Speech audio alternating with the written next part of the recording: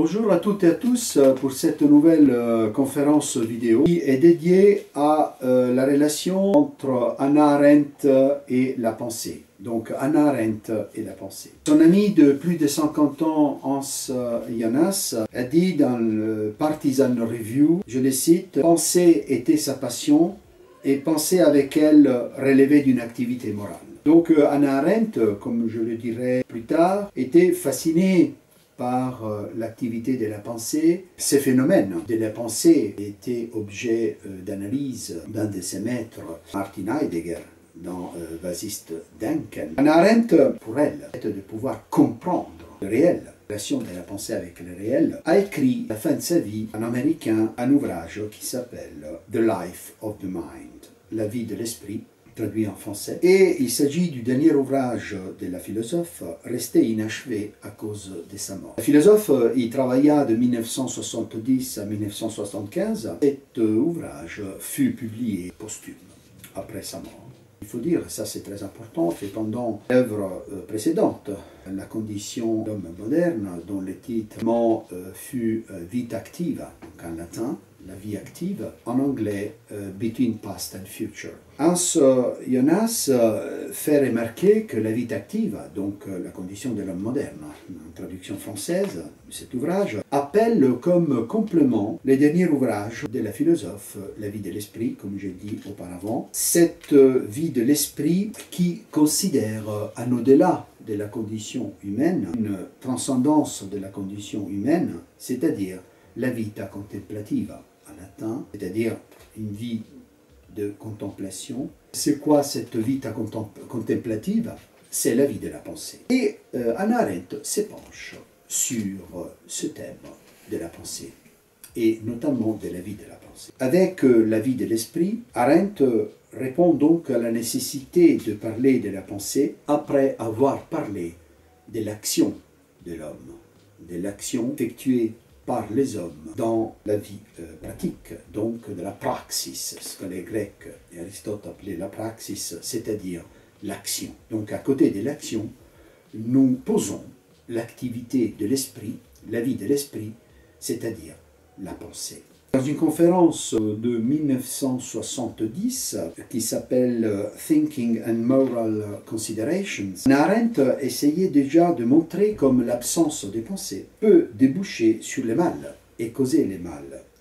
Elle se réfère notamment à son recueil devenu livre Eichmann à Jérusalem et à l'analyse psychologique du criminel nazi Eichmann. Je vous renvoie à mes précédentes vidéos sur Hannah Arendt et la banalité du mal, donc l'analyse du mal, l'analyse de la personnalité du criminel nazi Adolf Eichmann. Cette absence de pensée ne peut pas être mise en commun, selon la philosophe, avec tout simplement avec la stupidité et la méchanceté qui caractérisent par exemple les personnages. Elle cite deux personnages shakespeariens comme Iago ou Richard III. Arendt, l'analyse du phénomène du mal en politique, revient avec ce dernier ouvrage, c'est-à-dire La vie de l'esprit, à la philosophie non politique. La vie de l'esprit est un ouvrage, on peut dire, constitué de 3 tomes, la pensée, le vouloir et les juger, donc c'est une trilogie de titres. Et en quelque sorte, Arendt aurait souhaité abandonner le politique pour revenir à la philosophie dans ses livres, en disant à Hans Jonas, je la cite, « J'ai fait ce que j'avais à faire en politique, je ne veux plus en entendre parler. À partir de maintenant et pour les temps qui me restent, je m'occuperai de choses qui transcendent les politiques. » C'est que Hans Jonas interprète avec une formule allemande vulgaire, je le cite en allemand, « Jetzt geht's um die Wurst ». Le moment décisif est arrivé. Or, il faut quand même toujours tenir présent à l'esprit que c'est vrai que cet ouvrage est un ouvrage non spécifiquement de philosophie politique, mais toute l'analyse de la pensée, du vouloir et du juger est mise même en relation avec le politique et avec la politique, qui constitue le cœur de la réflexion philosophique arendtienne. Donc cela ne veut pas dire que, puisque elle revient à une analyse plus substantiellement philosophique, une philosophique entre guillemets pure de ces sujets, la pensée, les vouloirs et les juger. Cela ne veut pas dire que la dimension politique à laquelle ces éléments sont rattachés soit complètement gommé. Le moment décisif est arrivé. Hannah Arendt revient sur des sujets plus spécifiquement et purement de spéculation philosophique. Et en même temps, comme elle affirme, elle ne veut pas revenir sur, je cite, les affreux sujets de la philosophie pure, c'est-à-dire la métaphysique de l'ontologie spéculative que la philosophie jusqu'à présent avait produit. Ces vouloir et juger donc sont pour Hannah Arendt les trois activités fondamentales qui caractérisent l'esprit humain. Et elles sont invisibles, évidemment. Or, toujours entre guillemets, abandonner le politique et le terrain des sciences politiques n'est pas si simple pour Hannah Arendt. En effet, elle se dirige, elle s'aventure de la dimension philosophique plus pure, terrain privilégié que Kant appelait non sans ironie Denker von Gewerbe, c'est-à-dire les penseurs de profession. Or, je rappelle, et vous pouvez le revoir si vous voulez dans les deux conférences vidéo précédentes dont je parle de ce sujet un peu plus d'une façon étendue, que Hannah Arendt a toujours refusé de se considérer une philosophe penseur de profession. Quelles sont les raisons fondamentales qui poussent Hannah Arendt à écrire cet ouvrage intitulé La vie de l'esprit, comme j'ai déjà dit?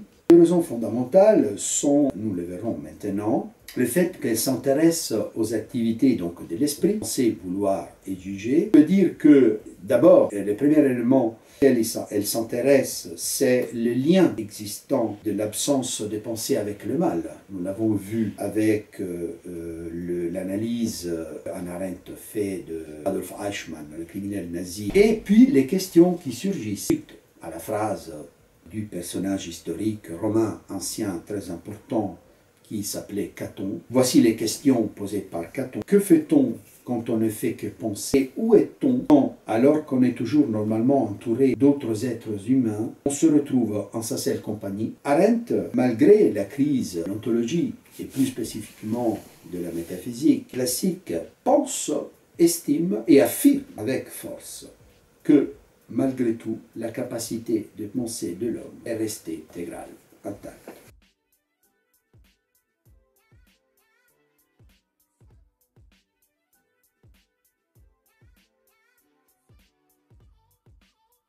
L'homme a toujours eu, et aura toujours, ce besoin incompressible de penser. Il s'oppose au besoin d'agir. Donc la pensée d'un côté et l'action de l'autre. Penser et agir sont les deux activités caractérisant l'homme, deux activités qui sont bien distinctes, mais à mettre toujours en corrélation. Elle affirme « Je peux très bien vivre sans rien faire, mais je ne peux absolument pas vivre sans essayer de comprendre tout ce qui est arrivé. » Voilà l'essence de la philosophie arendtienne. Ces besoins absolus, comme j'avais déjà expliqué dans les deux vidéos précédentes, ces besoins absolus et impératifs de comprendre ce qui est arrivé.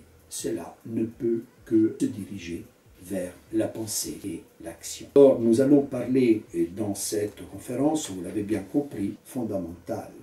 L'être humain, c'est de deux dimensions fondamentales, de la pensée et de l'agir. Et en principe, l'homme d'action est aussi l'homme qui pense. Par conséquent, il n'y a pas une prétendue supériorité de la théorie sur la pratique. Elle dit, je pense que l'on ne peut agir que de concert et qu'on ne peut penser que solitairement.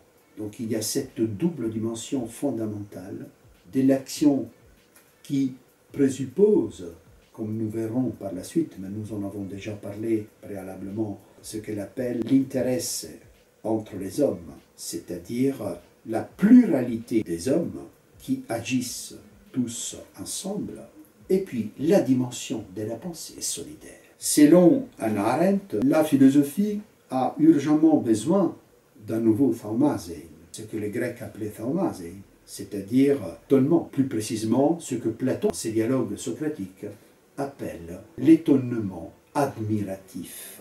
Platon, on parle dans son dialogue Le Théétète, il disait que cet étonnement admiratif est à l'origine de la philosophie, est à l'origine de la pensée. Selon Platon, derrière le phénomène de ces mots, phénomène qui vient du grec phainomai, qui veut dire apparaître, un phénomène est quelque chose qui apparaît dans le monde. Derrière ces phénomènes, il existe un arrière-monde idéal, selon Platon, le monde des idées, le monde des formes, qui est le vrai monde, d'où dérive le monde réel, le monde sensible. Donc il y a une distinction fondamentale, une dichotomie pour Platon entre le monde sensible et le monde intelligible, le monde des formes, le monde des idées. Et selon le philosophe grec, il faut délaisser ces phénomènes pour rechercher la vérité au-delà des apparences. Donc le but du philosophe est celui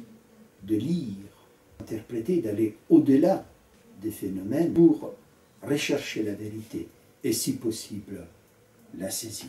Or, Hannah Arendt ne reste pas dans cette vision platonicienne des formes, des modèles du monde. Elle estime qu'il faut, selon elle, revenir au phénomène, revenir au réel, c'est-à-dire, plus clairement, revenir à la phénoménalité propre, à son apparaître, en délaissant toute métaphysique et toute ontologie. En ce sens, nous pouvons dire qu'elle est husserlienne. Husserl, après Franz Brentano, est le fondateur de la phénoménologie, c'est-à-dire qu'elle est husserlienne dans le sens qu'elle s'insère dans l'héritage phénoménologique de Husserl. Et sans pouvoir ici faire une explication exhaustive, parce qu'il serait trop long, de la phénoménologie, on peut dire en 2 mots, utiliser la définition que Husserl a donnée pour expliquer la théorie phénoménologique. Là, Hannah Arendt est d'accord avec Husserl. La fameuse phrase de Husserl pour expliquer qu'est-ce que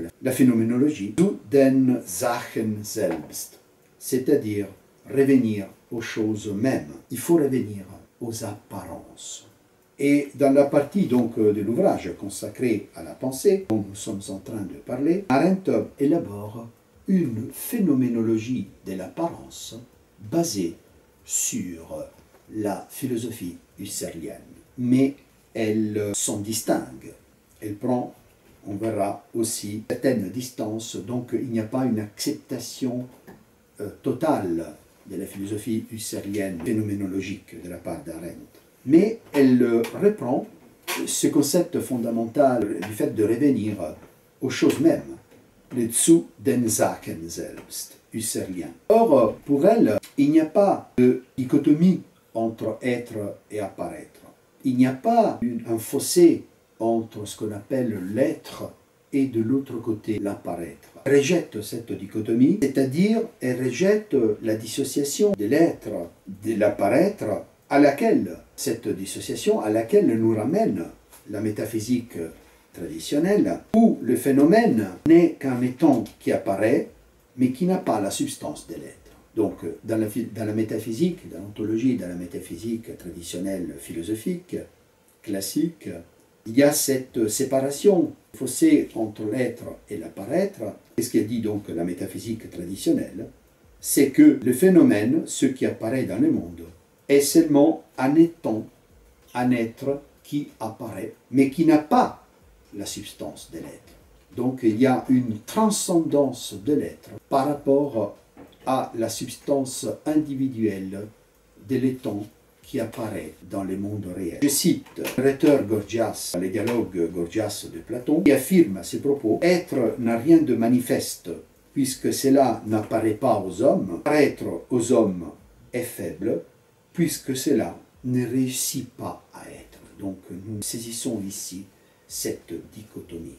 Quand il dit par exemple « paraître aux hommes est faible, ce qui apparaît aux hommes est faible, puisque cela ne réussit pas à être. » Donc ça veut dire que l'être et sa vraie, véritable essence ne réside pas dans les étangs du monde, dans les phénomènes qui apparaissent dans le monde. Nous sommes donc, selon Hannah Arendt, en présence d'une erreur philosophique, de plus une erreur logique, c'est-à-dire le fait de séparer l'être et le paraître.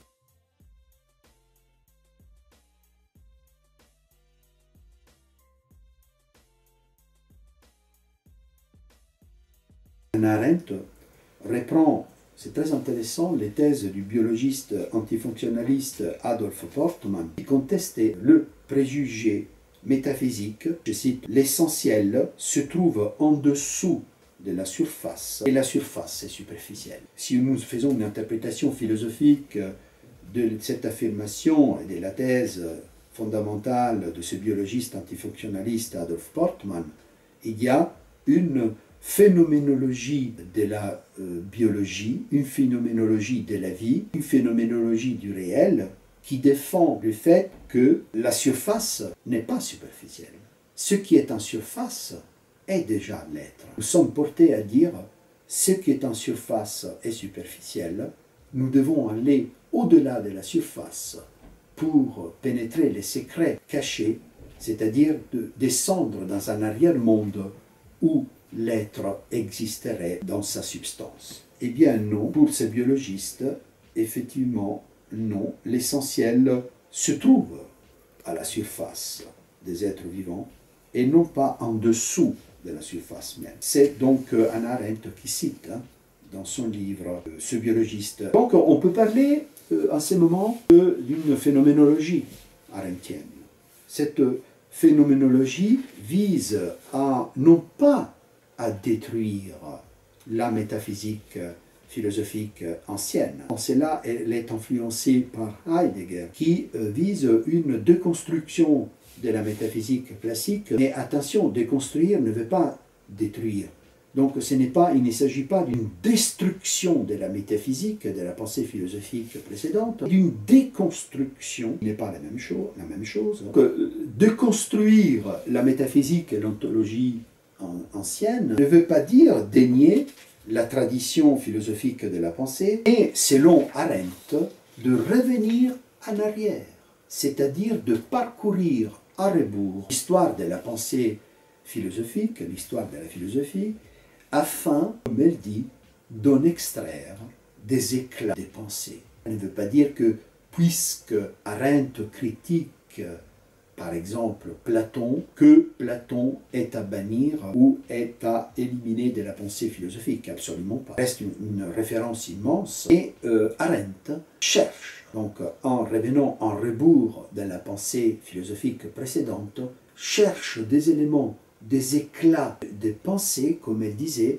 ont été cachés par plusieurs couches, par plusieurs strates de la pensée, du développement de la pensée successive, sont restés ces éclats de la pensée dans lui. Elle essaie de dégager donc les vérités héritées par l'Antiquité. La vérité considérée comme valeur ne fonctionne plus pour Arendt. On pourrait faire un parallèle avec cum grano salis, avec Nietzsche. Si on veut utiliser en parallèle un terme médical, elle opère une anatomie, une mise en pièces, un démantèlement de la philosophie, de la vérité considérée par la philosophie ancienne, de la vérité première, pour chercher donc une vérité première oubliée par le philosophe.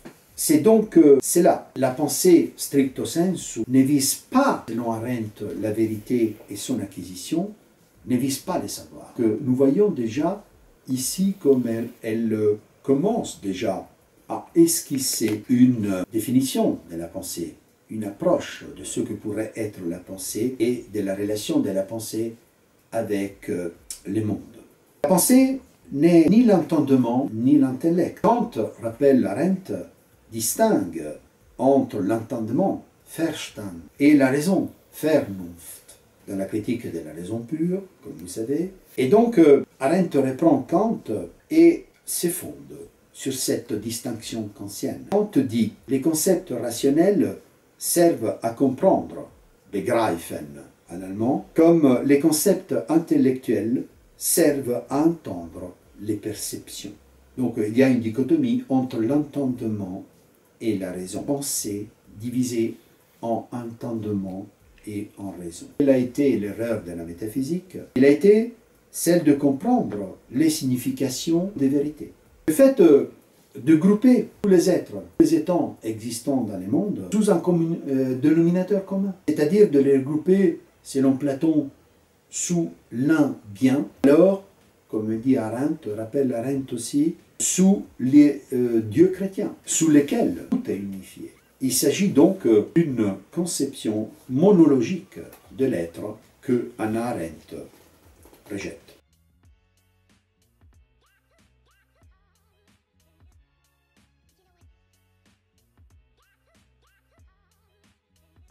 L'exemple que nous pourrions donner, Parménide, la pensée ontologique de Parménide, lequel l'un résume la totalité des étangs et il constitue un principe immuable et éternel. Aussi, d'ici la dichotomie métaphysique de l'être et de l'apparaître, c'est-à-dire la fameuse théorie des mondes duels, rappelle le paradoxe du penseur, se retire dans sa pensée, se retire du monde, mais en même temps lui appartient. Et puis, critique acérée de Nietzsche, avec la célèbre phrase « Dieu est mort », phrase qui avait été déjà prononcée précédemment par Hegel. Nietzsche reconnaît en effet que une fois qu'ils ont prononcé et ils constatent, toujours selon eux, que Dieu n'existe plus, Dieu est mort, que la métaphysique, que la transcendance n'existe pas, les hommes ne regardent plus un vide énorme. Et ce vide doit être comblé par une nouvelle expérience de pensée. La pensée, sans l'idée des dieux, se retrouve déboussolée, sans repère, sans référence profonde, sans référence métaphysique, sans référence ontologique. Et alors, si Dieu n'existe plus, si Dieu est mort, il faut que la pensée se nourrisse d'une nouvelle expérience de pensée qu'en allemand on appelle le Gedankenexperiment. Donc c'est une nouvelle expérience de pensée qui doit donner un sens à la pensée elle-même et au monde. Puisque Dieu n'existe plus, où aller chercher l'essence du monde, du cosmos, de l'univers et de l'existence des hommes. Nietzsche, dans le crépuscule des idoles, dit « Nous avons aboli le monde vrai. Quel monde restait-il? Peut-être celui de l'apparence? Mais non, en même temps que le monde vrai, nous avons aussi aboli le monde des apparences. D'ici l'urgence de recréer le seul monde vrai possible, selon Nietzsche, c'est-à-dire le monde des apparences. Le fait de décréter la mort de Dieu, si nous restons dans la métaphysique traditionnelle, la mort de Dieu importe tout. Importe l'idée de cet arrière-monde et importe avec elle aussi l'existence et l'essence de ce monde des apparences. D'ici l'urgence d'un Gedankenexperiment, c'est-à-dire d'une nouvelle expérience de la pensée qui, ne pouvant plus s'appuyer sur Dieu, sur la métaphysique, sur la théologie, sur l'ontologie, a la nécessité, à travers un Gedankenexperiment, de donner un sens au monde. Eh bien, le seul monde qui a un sens, si vous regardez ma vidéo sur Nietzsche et le nihilisme, le seul monde qui a du sens est le monde réel, le monde sensible, le monde des apparences dans lesquelles nous vivons. Il n'y a plus d'arrière-monde. Avant, selon Nietzsche dit, nous considérions qu'il y avait deux mondes, le monde des apparences et un arrière-monde. Le monde vrai, comme pour Platon par exemple, le monde vrai était considéré le monde transcendant, cet arrière-monde invisible. Le monde des apparences n'était qu'un monde transitoire, sans intérêt. La vérité ne pouvait pas être décelée. Alors que pour Nietzsche, il faut revenir au monde des apparences. Et c'est justement suite à cela que Hannah Arendt, face à la tradition philosophique qui est devenue insuffisante, puisque l'ancienne métaphysique est morte, l'homme moderne a décrété la mort de Dieu, ne pouvons plus revenir en arrière. Et donc Arendt essaye de remonter en arrière, en rebours, afin de retrouver un sens originel qui aurait été oublié, un sens qui ferait justement un sens, une signification profonde au monde des apparences, libéré une fois pour toutes de cette dichotomie entre le monde transcendant et le monde réel. Pour Arendt, toute pensée est pensée de l'expérience et non pas des concepts abstraits. C'est pour ça qu'elle fuit la philosophie pure. La métaphysique en tant que concept abstrait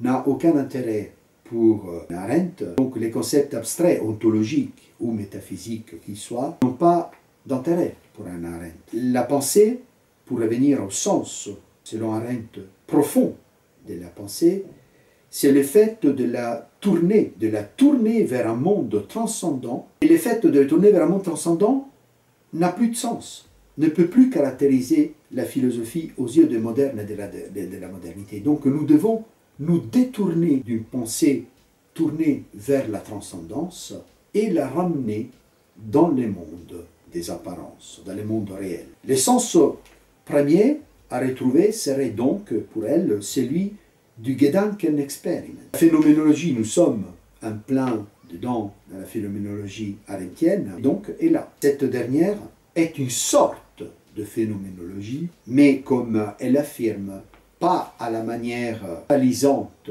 de l'esprit absolu hegelien, donc pas à la manière de Hegel, et encore moins à la manière de Husserl. Même si on reprend le concept fondamental, comme j'ai dit auparavant, retour aux choses mêmes, comme elle a expliqué en fait en répondant à la question d'un étudiant qui l'interrogeait sur le sujet. Concernant Husserl, on peut dire qu'elle accepte ce concept de phénoménologie du retour aux choses mêmes, mais elle rejette le fait que Husserl reste tout de même dans une métaphysique du sujet, donc dans une ontologie du sujet connaissant. Pour Arendt, la systématicité de la philosophie, par exemple par rapport à Hegel, et de la pensée hegelienne, rentre toujours dans l'ancienne métaphysique. Comme Hegel, comme Husserl, Heidegger a cette volonté de construction de la métaphysique, finalement, reste dans sa pensée philosophique, reste, selon Arendt, dans une certaine manière métaphysique de penser. Comme avait dit, Arendt revient sur la pensée philosophique, elle cherche et on prend des éclats ci par là de la pensée pour pouvoir reconstruire la pensée philosophique et pour caractériser sa philosophie même. Concernant Husserl, selon Hannah Arendt, pour revenir à lui, selon Arendt, Husserl a le mérite d'avoir, je la cite, arraché la philosophie moderne à la géole de l'historicisme. Donc en fait, avec Husserl, la philosophie est restituée à l'homme, qui devient le sujet fondamental de ses propres pensées. Donc il y a une analogie avec toutes les différences à prendre en compte.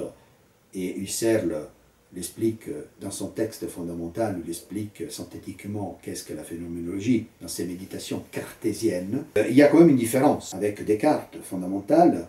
Je ne rentrerai pas maintenant dans cette explication, mais pour Descartes aussi, il y a cette idée de la centralité du sujet, le sujet qui est fondamental par rapport à ses propres pensées et à la pensée. Avec Husserl, enfin, la philosophie est restituée à l'homme, parce que l'homme, avec la philosophie husserlienne, et cela Arendt le reconnaît, l'homme cesse d'être le simple produit d'un processus qui le constituerait, le déterminerait à son insu. Donc l'homme cesse d'être le produit d'un déterminisme de la pensée, d'un déterminisme de la nature. Mais selon Arendt, Husserl succombe aussi donc à la tentation de la hubris, de ce que les Grecs appelaient la hubris, c'est-à-dire l'orgueil, c'est-à-dire la tentation de la démesure, d'épuiser la totalité du réel dans un système de pensée. Donc quelque part, pour Arendt, cette systématicité,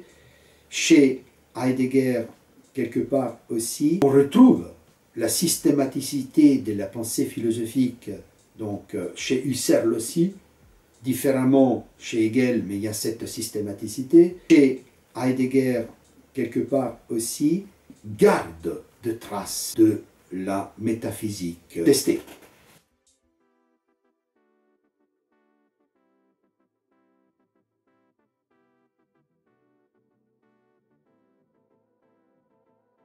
Or, pour faire suite à ce raisonnement, il est très important de rappeler la relation de la pensée avec le temps. Elle fait des analyses assez longues, complexes, très intéressantes, très profondes. Donc dans son ouvrage « La vie de l'esprit » que je vous montre, que je vous conseille de lire, en traduction française, The Life of the Mind, écrit en américain, traduit en français, La vie de l'esprit, aux éditions PUF, Presse universitaire de France. Je vous conseille vraiment de le lire et de le méditer. Dans ces textes, concernant évidemment la partie sur la pensée est mise en relation, entre autres, avec la temporalité, le temps. Arendt parle de la relation de la pensée et du temps analysée par saint Augustin, célèbre théologien, philosophe chrétien. Rapidement, saint Augustin parlait donc d'un passé, d'un présent et d'un futur, d'un avenir, le passé qui n'existe pas, le présent que nous vivons, l'instant même là, mais il n'existe déjà plus, et puis l'avenir qui n'est pas encore. Finalement, la pensée se situe entre un déjà fait, déjà effectué et un pas encore. Ce qui est très intéressant, c'est qu'elle reprend dans son immense culture philosophique et littéraire. J'en avais parlé aussi dans ma précédente conférence vidéo, je l'avais cité, Kafka, lectrice de Kafka, Hannah Arendt, passionnée entre autres de Kafka, le cite encore dans la section du livre intitulée « Où est-on quand on pense ?» Où est-on quand on pense? Donc, pour indiquer ce fossé entre le passé et le futur. Donc, la pensée, où se situe-t-elle? Je vais lire un extrait tiré d'une collection d'aphorismes intitulée « Er » en allemand, qui veut dire « il ». Pardonnez-moi mon accent et ma prononciation de l'allemand. Je le lirai en allemand, c'est un peu long, merci de votre patience, mais c'est très important et très intéressant. Et puis, j'en donnerai donc la traduction. Kafka dit: hat zwei Gegner. Der erste bedrängt ihn von hinten, von Ursprung her. Der zweite verwehrt ihm den Weg nach vorn.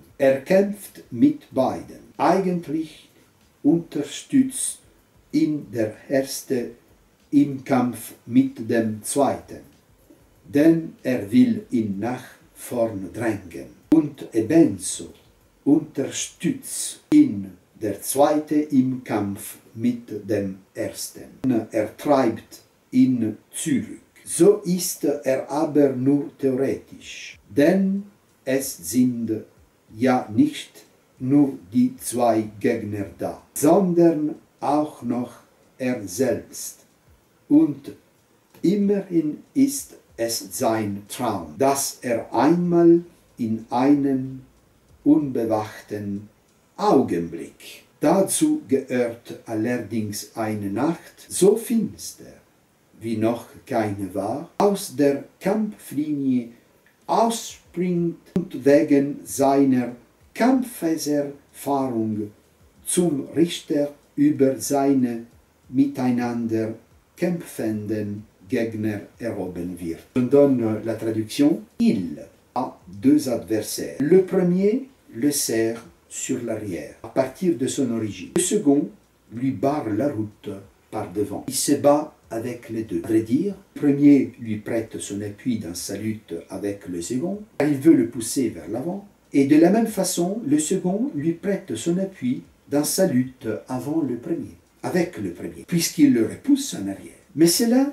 n'est que théorie, car ce ne sont pas seulement les deux adversaires qui sont là, mais encore lui-même. Et quoi qu'il en soit, il y a son rêve, que dans un moment de faiblesse, et cela, il faut l'admettre, exigerait une nuit plus noire qu'on n'en a jamais vue. Il s'évadera des premières lignes et sera promu grâce à son expérience du combat, au rang d'arbitre de la lutte que mènent les deux adversaires. Or, cet aphorisme, cet extrait kafkaïen est très important selon Arendt, et je pense pour nous aussi, dans la pensée de l'analyse non seulement littéraire, mais philosophique de Kafka, et la pensée philosophique en général, et pour notre pensée, pour notre réflexion aussi, parce qu'en fait, nous pouvons dire que la conception déjà ici du temps est une conception avec l'avènement du christianisme. Déjà, je reviens à Kafka, mais je veux juste dire, préciser et rappeler que la conception du temps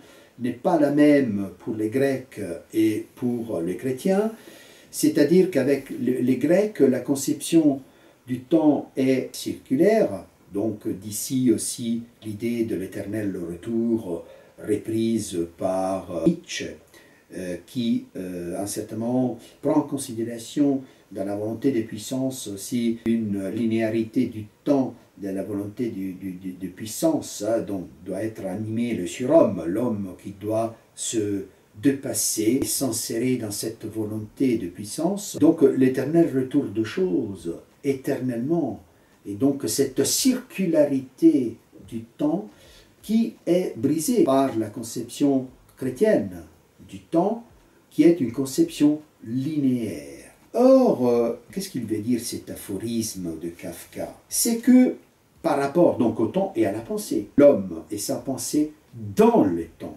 dans la temporalité. Eh bien, ce qui est intéressant, c'est que cet homme qui est, vous avez entendu dans l'extrait, ces deux adversaires, c'est-à-dire que l'homme est d'un côté pressé par le passé, sur le derrière et sur le devant, il y a cette pression qui est exercée par l'avenir, par le futur. Donc il est poussé vers l'avant et aussi il est repoussé en arrière. Dans cette linéarité du temps, l'homme se trouve entre un passé qui est considéré comme infini et un futur qui est infini aussi. Et donc, entre ces deux éléments d'un passé infini et un avenir infini, il y a dans cette linéarité une rupture. Il advient une rupture de cette linéarité temporelle, infinie du temps.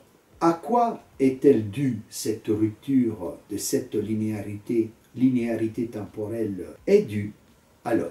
L'homme s'y en sert. Donc, si l'homme n'existe pas, il y aurait eu un temps continuellement, une succession continuelle du passé, d'un passé infini vers un futur infini. Or, cette infinité ne disparaît pas avec la présence de l'homme, mais l'homme cause une rupture de cette linéarité parce qu'il s'en sert entre ce passé infini et ce futur infini. Il crée ce qu'on appelle une brèche. Dans cette brèche, donc l'homme s'y insère, cette brèche constitue quelque part le présent. À souligner que cette métaphore, voulons l'appeler comme ça, cette image, tout cela est valable seulement pour la pensée. Nous parlons de la pensée. L'homme s'en sert entre l'infinité du passé et l'infinité de l'avenir. Avec cette insertion, cette brèche, tout est ramené au présent. C'est très intéressant cette analyse kafkaïenne que Arendt reprend dans son livre, dans son analyse. C'est-à-dire que l'homme, non seulement physiquement s'en sert dans le monde, il s'en sert avec son moi pensant. Et ces moi pensants constituent une rupture. Parce que l'homme, en pensant, peut arrêter, métaphoriquement parlant, évidemment, les temps. Donc, c'est-à-dire que les temps continuent de s'écouler. C'est pas que la pensée arrête le temps. Les temps historiques s'écoulent sans pouvoir l'arrêter. Mais l'homme, avec sa pensée, peut s'abstraire du temps et arrêter dans son esprit les temps. Et donc, elle reprend, la philosophie médiévale en appelait en latin le nunc stans. Nunc stans de la pensée peut être traduit dans un maintenant immobile. La pensée, le moi pensant qui réfléchit, qui pense. Et le moi pensant peut être interrompu dans sa pensée quand les événements du réel rentrent dans le moi pensant et l'obligent à revenir donc dans le monde pour agir. Mais ce moment du nunc stans est un moment où le temps s'arrête et où il y a un maintenant immobile, où la pensée pense, réfléchit, revient vers les phases pensées, se projette vers le futur. Maintenant immobile qui était pris en considération déjà dans la philosophie médiévale, qui était considérée forme, dit Hannah Arendt, de nunc aeternitatis, c'est-à-dire, je la cite, de modèles et des métaphores à l'éternité divine, l'idée de l'éternité.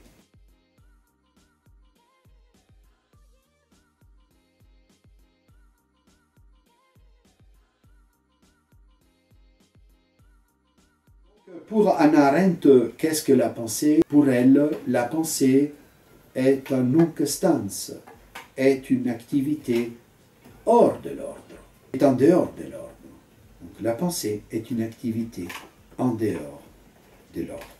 Analyse très intéressante. Donc nous continuons notre réflexion avec une analyse, pourrions dire, phénoménologique, dans le sens arendtien, dans le sens que j'ai tout à l'heure expliqué. Nous allons voir de la figure de Socrate, qui est centrale, qui est très importante, la figure de Socrate. Donc je reprends ce concept de phénoménologie selon Hannah Arendt, cette phénoménologie qui porte donc sur un concept, une analyse, réflexion, surtout une réflexion, suite à l'analyse de la recherche d'un phénomène originaire du monde, des apparences et de la pensée.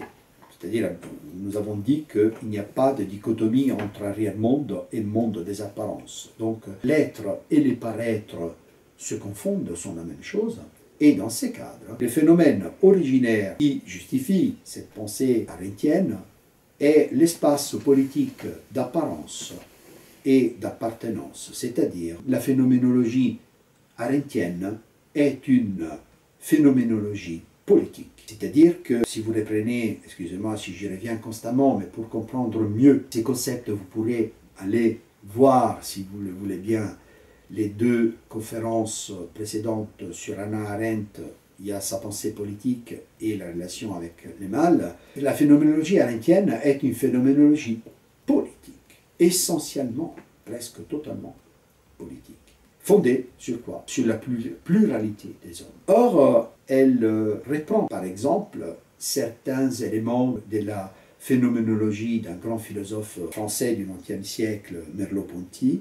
Pourquoi elle la reprend grosso modo, pas surtout, mais la reprend, cette phénoménologie de Merleau-Ponty? Pourquoi? Parce que c'est une phénoménologie qui n'est pas basée sur la conscience. On a vu que la phénoménologie husserlienne est basée sur la conscience, même si elle s'écarte et s'éloigne fondamentalement du cogito cartésien. Il reprend le cogito cartésien, mais Husserl critique va au-delà, crée une phénoménologie du cogito qui coïncide et ne partage plus l'analyse cartésienne du sujet.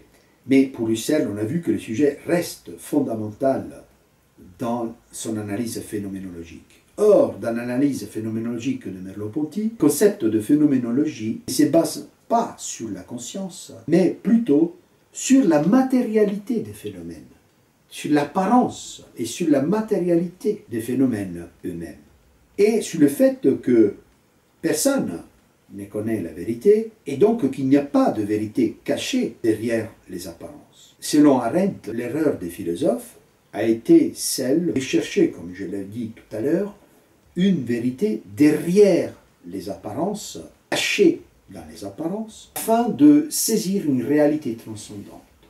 Platon, par exemple, entre autres. Or, je reprends aussi Adolf Portmann, c'est pas moi qui le reprends, mais c'est Hannah Arendt qui revient sur Portmann, qui dit « Ce n'est pas ce qu'est une chose, mais la façon dont elle paraît qui doit orienter la recherche. » Donc, Hannah Arendt, voilà, va dans cette direction-là, je l'avais déjà dit auparavant, par rapport à la pensée d'Adolf Portmann.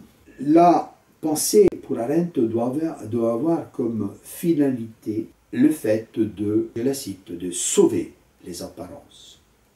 Donc les perceptions ne doivent plus être résumées, subsumées, reliées dans un concept, mais les perceptions doivent être saisies telles qu'elles sont elles-mêmes.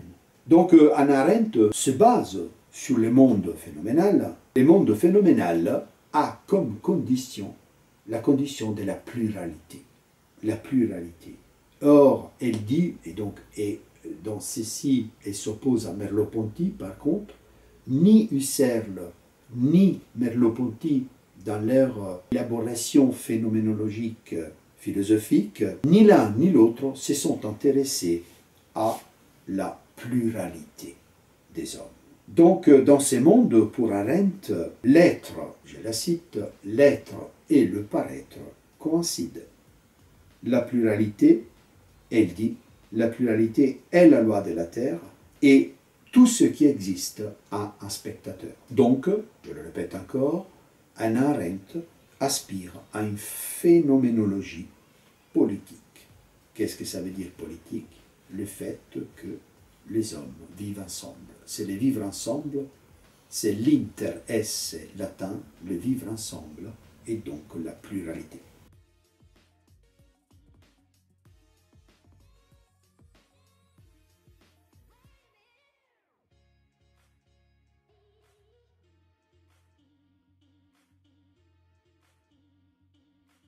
Maintenant, à Socrate. La figure de Socrate est extrêmement importante pour Arendt.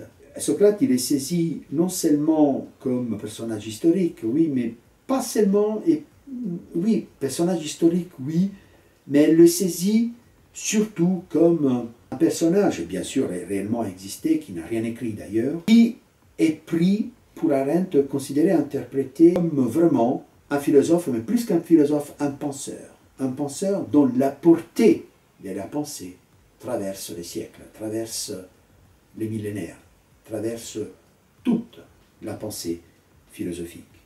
Donc, il n'est pas considéré seulement comme un personnage exclusivement historique, cantonné à ses actions dans l'histoire. À rappeler que Hannah Arendt est contre l'historicisme. Or, Socrate est considéré donc, oui bien sûr, comme un philosophe, mais surtout pour Hannah Arendt, comme un penseur. Il y a une forme de la pensée socratique qui est extrêmement importante et à laquelle nous devrions nous atteler, si on peut dire comme ça. Pour elle, c'est une métaphore, Socrate est l'incarnation humaine, l'idéal philosophico-politique d'Arendt même. Donc, c'est une incarnation d'un idéal non seulement philosophique, mais politique aussi. Cette double dimension de la pensée socratique. Un modèle d'une pensée, puisque nous parlons de la pensée, d'une pensée qui se préoccupe du monde commun, et qui se préoccupe de la relation des hommes entre eux, et donc de leur pluralité. Socrate est un penseur politique, le penseur politique par excellence pour elle. Attention, ce n'est pas un penseur professionnel, ce n'est certainement pas un rhéteur, ce n'est certainement pas un orateur, voire les Gorgias de Platon, le sophiste de Platon, la polémique platonicienne, donc socratique, contre les sophistes et contre la rhétorique. La rhétorique a servi au pouvoir qui ne vise pas la vérité, qui n'a pas de compétences, sauf celle de bien assembler les mots pour convaincre, pour persuader, les fameux peithein grecs. Pour revenir donc à Socrate, ce penseur politique qui ne pense pas professionnellement, qui ne pense pas pour gagner un salaire, qui ne pense pas pour enseigner et finaliser l'enseignement à l'enseignement même. Donc, quelque part, comme ça a été signalé aussi dans un livre excellent que je cite dans la bibliographie par Jean-Claude Poisat, Introduction à Hannah Arendt, il rappelle que effectivement Arendt crée comme un idéal type. C'est la fameuse phrase, hein, donc les deux termes, le fameux terme weberien de Max Weber qui parle d'idéal type, comme c'est-à-dire une référence, par exemple, d'un penseur, d'un homme, qui devient un idéal et qui devient type, modèle pour tous les autres. Peut-être que, effectivement, pour parler du Socrate arendtien, dans l'interprétation arendtienne, comme d'un idéal type. Kant, aussi, qui parlait de la fameuse phrase « validité exemplaire », et bien Socrate, pour Arendt, a une validité exemplaire, non seulement historique, mais plus qu'historique, une validité exemplaire pour reprendre ces deux termes kantiens, validité exemplaire de la pensée. Et comme nous savons, Socrate n'a rien écrit. Platon fait parler Socrate dans ses dialogues, qui sont pour la plupart de dialogues, surtout les dialogues classés, dialogues de la jeunesse de Platon, des dialogues aporétiques, c'est-à-dire du grec aporia. Et aporétique, ça veut dire sans issue, sans solution. Ce sont des dialogues dans lesquels Socrate aborde certains sujets, des thèmes ou un thème seulement, et il dialogue. Donc il y a un entretien dialogique avec ses interlocuteurs. Et le but de cet entretien, c'est de remettre tout perpétuellement en question la pensée de Socrate, qui s'oppose et qui critique de façon acérée souvent les idées reçues, c'est-à-dire les idées arrêtées. Et cette pensée est une pensée aporétique, c'est-à-dire que ne produit aucun résultat. C'est-à-dire qu'on arrive très souvent à la fin du dialogue et il n'y a pas de solution. Or, on peut parler donc d'une véritable, selon Arendt, méditation socratique. Méditation socratique qui n'est pas contemplation. La méditation n'est pas contemplation dans le sens que la contemplation a pour but une vision intellectuelle. Socrate ne vise pas une contemplation intellectuelle de vérité. Et la méditation socratique ne vise à rien, n'a pas de fin en soi. La méditation socratique n'est pas une délibération, ne vise pas une fin concrète. La méditation socratique n'est pas ce que Aristote appelait, les Grecs appelaient la phronesis, c'est-à-dire une prudence politique, une sagesse pratique. La phronesis, comme sagesse pratique appelée aux affaires humaines, appliquée, aux affaires humaines. La méditation socratique ne s'oriente pas vers des questions d'ordre pratique. Et puis, Socrate, donc, la méditation socratique, donc, ne vise rien, est une fin en soi. Socrate, et là, Hannah Arendt reprend l'expression kantienne de Denker von Gewerbe. Socrate n'est pas un penseur de profession professionnelle. Qu'est-ce qu'il veut faire, Socrate? Voici la dimension philosophique, mais politique aussi, socratique. Socrate, qu'est-ce qu'il veut faire? Il veut partager